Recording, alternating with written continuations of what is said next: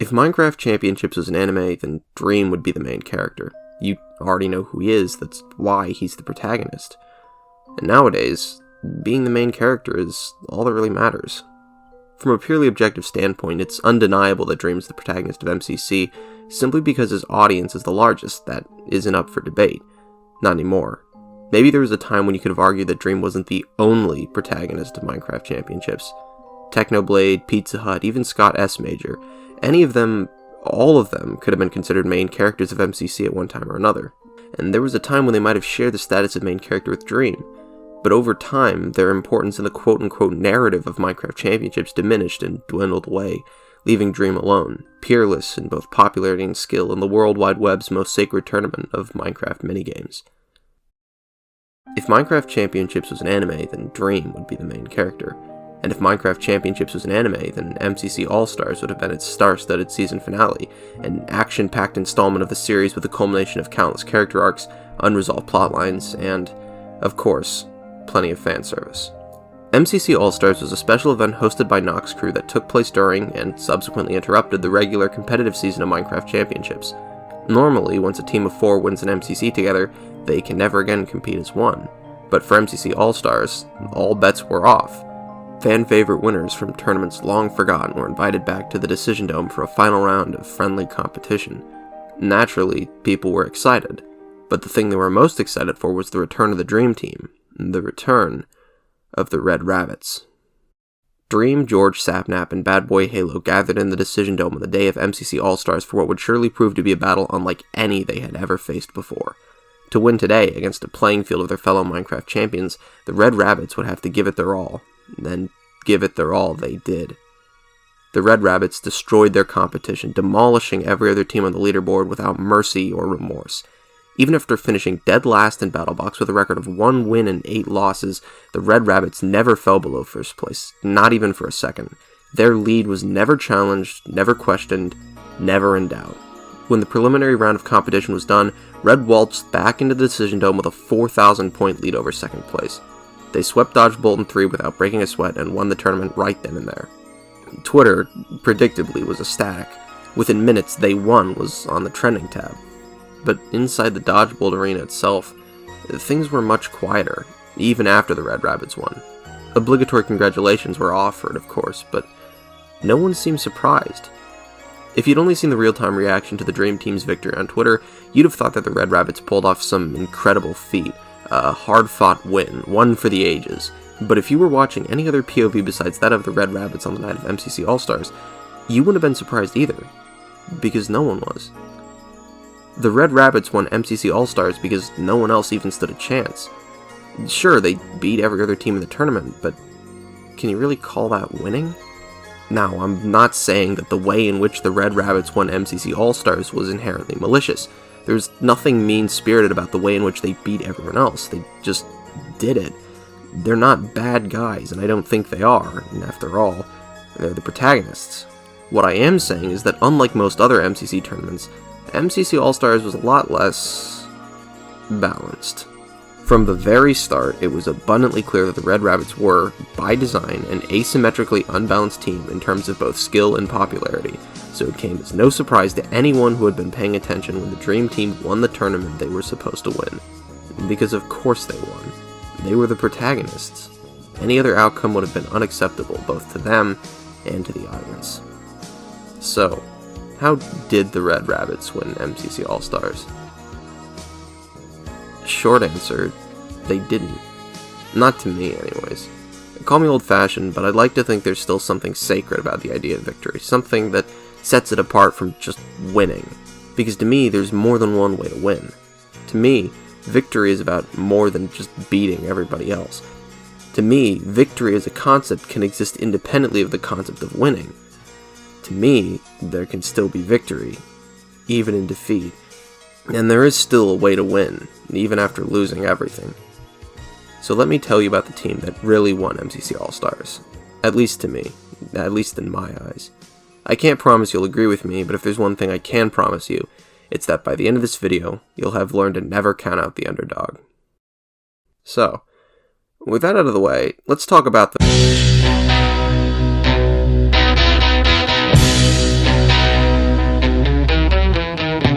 The Blue Bats is/was a team of former MCC winners consisting of H-Bomb 94, Fruitberries, Rendog, and False Symmetry. H is widely known as one of MCC's most consistently dominant players, and is currently tied with Dream, Pizza Hut, Scott S. Major, and Sapnap for the record of most overall Minecraft championship wins. Fruitberries is a PvPer, speedrunner, and parkour wizard still known for training Technoblade at one time, and Ren and False are both members of the illustrious Hermitcraft server, where False is widely recognized as the best PvPer, and Ren was responsible for the server's recent transition towards lore-based storytelling in Season 8. They're both builders, and damn good ones at that. In fact, on the Hermitcraft server, Ren and False have collaborated together numerous times in the past, and especially during Season 6 in both the Fantasy District and Area 77, with Ren's hippie commune and the town of Falsewell essentially acting as de facto neighbors. But, as most hermits unfortunately are, in the world of MCC they're best known for losing, and losing together. Ren has competed alongside False in all but one of the MCCs he's participated in, and False has competed alongside Ren in all but 3. The Blue Bats competed together for the first and last time in Season 1's MCC number 9, a victory which made Ren and False the first hermits in MCC history to win the coveted coin and crown. Clearly not satisfied with just winning, they were also responsible for the first ever reverse sweep in Dodgeball history. After losing the first 2 rounds to the Green Guardians, the Blue Bats managed to rally against their opponents and went on to win the next 3 rounds in a row, clutching the championship match and winning the tournament by the skin of their teeth. And clearly not satisfied with just setting records in Dodgeball, the Blue Bats also set the record for the highest number of unmultiplied coins earned in a single minigame when all 4 of them made it to the end of survival games, taking full advantage of the bonuses awarded for both individual and team survival, which also made them the first team in the history of MCC to survive through an entire round of survival games. Looking back, it's kind of crazy how 86% of people sleep on their stomachs, I sleep on my side, and the entire MCC community slept on the Blue Bats. Now, granted, it's easy to dismiss what the Bats did with the benefit of hindsight, but back then, Hermit winning MCC was little more than a pipe dream. Nobody ever suspected that the Blue Bats were capable of such greatness, because nobody believed in the Blue Bats, except for the Bats themselves. They were the underdogs, and in an age of Minecraft content creation that was quickly becoming dominated by its more popular protagonists, the Blue Bats were something special to a lot of people.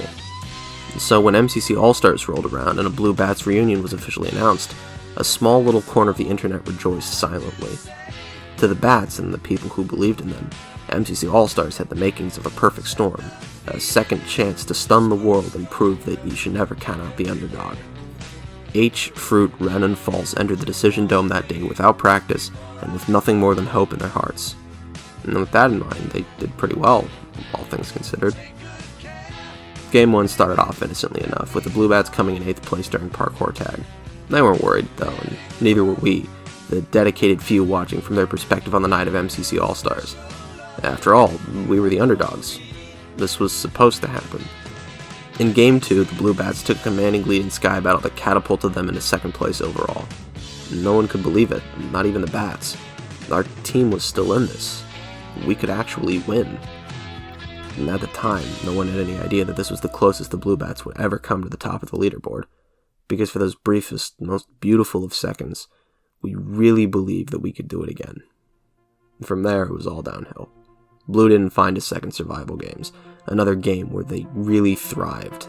And even after coming in 1st place in BattleBox with a record of 8 wins and 1 loss, thanks in no small part to the help of some strategic wall rushing, they just couldn't build up enough momentum to turn the tide. To their credit, the Blue Bats kept on fighting until the very end.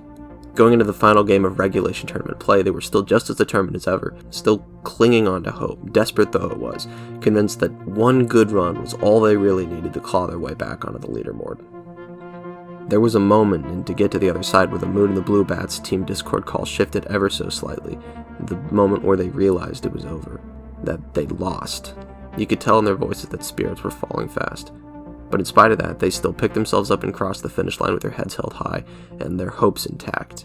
They finished in 5th and ended their last chance at victory together without so much as a single complaint. And that was it. It was over, just like that. The magic of our underdogs, the Blue Bats, had been broken, undone by the cold, hard truth of reality. Okay, so this is it. Blue's out, but that's fine, because if there's one thing they taught us, it's that you should never count out the underdog. And there's still one underdog left in this fight. The Yellow Yaks. Scott S. Major, Shovel, CPK, and Quick, winners of MCC number 5 and another fan-favorite team of underdogs. If anyone can carry the torch in a dodgeball, it'd be them. We're on board. Let's do this. Red takes dodgeball in 3 and buries the Yellow Yaks. They never even stood a chance. Your heroes don't die in a blaze of glory, because to the rest of the world, your heroes don't even matter.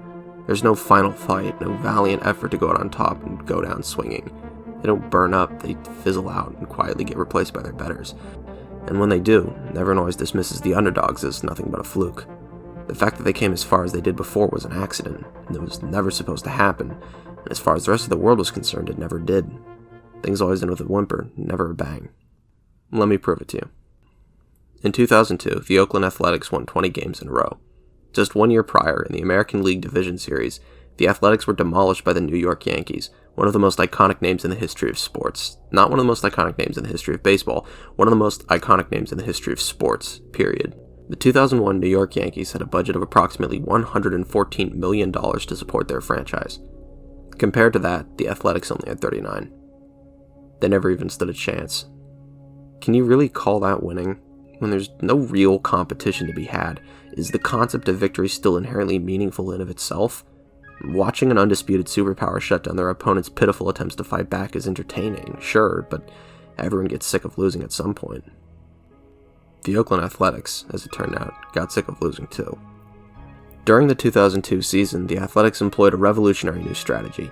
By manipulating an existing mathematical vulnerability within the way the game itself was played, the Athletics were able to claw their way to victory, even in spite of the odds. It was a last-ditch effort to win, and win they did. At first, fans started to think it was a fluke, an accident, a miracle. But then they just kept winning. Every night in Oakland, 63,000 people sat on the edge of their seats, holding their breath. This is it, they would think to themselves. Tonight's the night. And every night, they were proven wrong, because the A's just kept winning. And slowly but surely, people started to believe. The streak, they called it. Everyone had their own little routines, their own little rituals. Everyone did their part to keep the streak alive. And before the Oakland Athletics even knew what had hit them, that belief had turned into hope. We may never lose again. Every time I see this sign, it makes me feel like crying. Can you imagine the courage it must have taken to write that sign? Because to write something like that on a sign, you have to really, truly believe it. We may never lose again. It is a message of hope with such conviction that it teeters on the verge of actual insanity, because that's just not possible. It isn't. Statistically, no one can go undefeated forever. But something, somewhere deep down, the human in you, wants to believe in the impossible. And that sign is a message with the saddest, most triumphant, most pathetically human implications. We have lost before, it says. We have shed our blood in vain, and we have suffered for, lo, those many years. But we may never lose again. The Oakland Athletics won 20 games straight and came within spitting distance of the highly contentious record for most consecutive wins in the history of the MLB. They went to the playoffs with the momentum of baseball's most legendary season behind them, and they didn't even make it to the World Series. And that was all it took. The Athletics were laughed off stage, called a fluke, an embarrassment to the sport of baseball. You can win 20 games in a row, you could win 100, and it still wouldn't matter. The second the underdog slips up, makes a mistake, stumbles, just once, that's it. They're forgotten, swept aside, dismissed as nothing more than a mistake, erased from history. Now, I'm not a big baseball guy myself, and considering that this is a Minecraft video, I'm guessing you aren't either. So let me put this into terms you might actually understand. In Minecraft Championships number 9, the Blue Bats employed a revolutionary new strategy. By manipulating an existing mathematical vulnerability within the way the game itself was played, the Bats were able to claw their way to victory, even in spite of the odds. And the second they lost in MCC All-Stars, all of that was forgotten. The Blue Bats were just a fluke, an accident. Sure, they stood a fighting chance before, but you can't beat the Yankees. You can't beat baseball. Both the Oakland A's and the Blue Bats were fighting for more than just their respective championships. They were fighting to be seen. These two teams were made up of the misfits, the rejects, players no one else wanted, players with statistically underrepresented value. They were the underdogs, and in the grand scheme of things, the underdogs always get forgotten.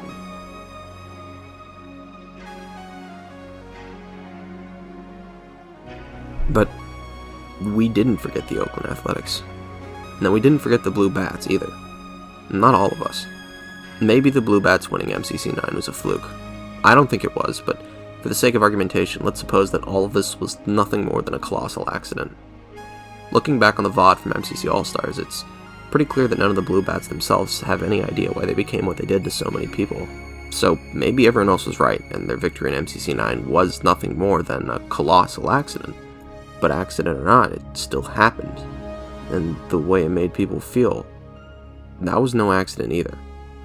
In a series of brief polls conducted on the MCC Survey's Twitter account, when asked what team they thought would make it to Dodgeball during MCC All-Stars, the Blue Bats came in an overwhelming second place. Now, obviously there's something to be said about sample size and whatnot, but the point still stands. People really did believe in the Blue Bats. They really did think that they could go all the way. The fan base that the Bats found during MCC 9 wasn't a fluke. This might have been an accident, but it wasn't a mistake. And getting invited back to MCC All-Stars was no accident either. And I think we tend to overlook that the real victory of MCC All-Stars wasn't decided by whether or not you made it to Dodgeball.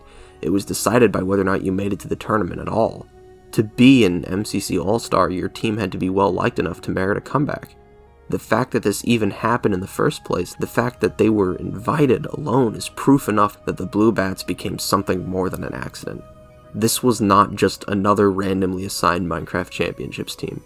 This was something special for a lot of people, including me. I said last time around that regardless of whether they'd won or lost, the Blue Bats really were just happy to be there. And that's easy enough for someone to say when they're winning, but it's a lot harder to say that when you've actually lost. This time around, the Blue Bats didn't win, and that didn't change a thing. They really were just happy to be here, man. And that's not an easy thing to say. I don't think the Red Rabbits could say that. If they'd lost, I don't think they'd be able to say the same. You might disagree with me, but past precedent doesn't. Historically, Minecraft Championships as a whole has been, at best, mildly dismissive of what it considers to be quote-unquote low-skill players in a competitive context. It's not uncommon to see someone referring to Ren or False as nothing more than the hermits or easy kills in any sort of PvP matchup. Even going back to MCC 9 when the Blue Bats first won, nobody really noticed. Nobody really cared. And they were too busy mourning the loss of their precious Gogi instead. Now, granted, again, this is all in good fun. I don't really think that any MCC competitor that spoke negatively of the Hermits in the past meant them any actual offense. And after all, this is just a Minecraft minigame tournament, as the Blue Bats themselves would be the first to remind you. But that still doesn't change the fact that the stigma around the Hermits in MCC can feel a bit mean-spirited at times. And yet, somehow, in spite of that, in spite of all of that, they still show up. Every month.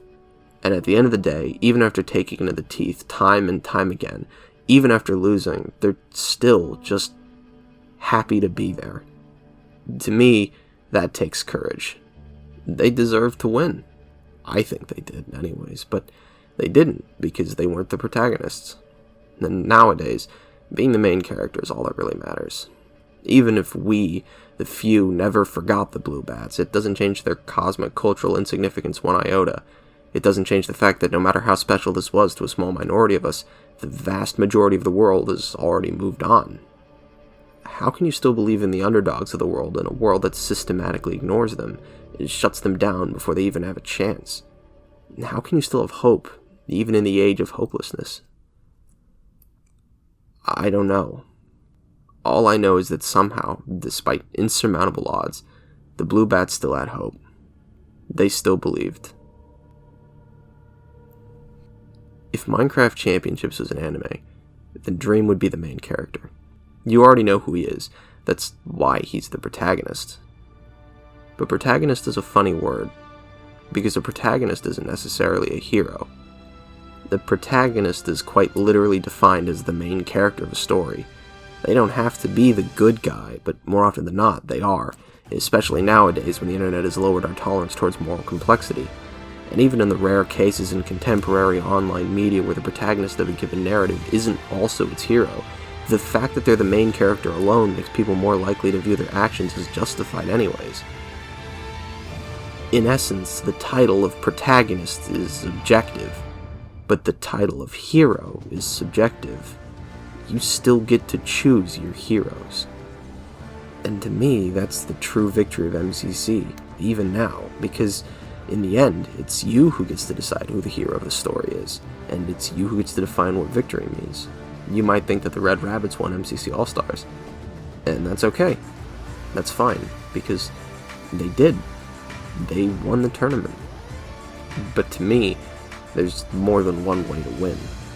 To me, victory means fighting a losing battle with courage and a smile on your face, even if it means you're forever doomed to fall just short. Victory means giving it your all, even if there's no one in your corner, no one left in the world who cares about the underdogs. So, no, the Blue Bats might not be the protagonists of MCC All-Stars. They might not even be winners, according to anyone else. But they were something more than just another Minecraft Championships team. They were the underdogs, and they carried with them the indefatigable spirit of every underdog that ever came before. A fighting spirit that could not be beaten, could not be broken, a resolve stronger than steel that burned bright within their very souls. They had the spirits of winners, even when they lost. Especially when they lost. They were heroes, at least to me.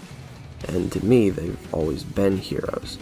They might not be your heroes, but that's okay too, because even though the rest of the world might think that being the protagonist is all that really matters, you don't have to agree with them. You don't even have to agree with me, because you can still choose your heroes. It might not matter to the rest of the world, but it matters to you, and that's enough. Looking back at the data from MCC surveys once more, a curious trend emerges.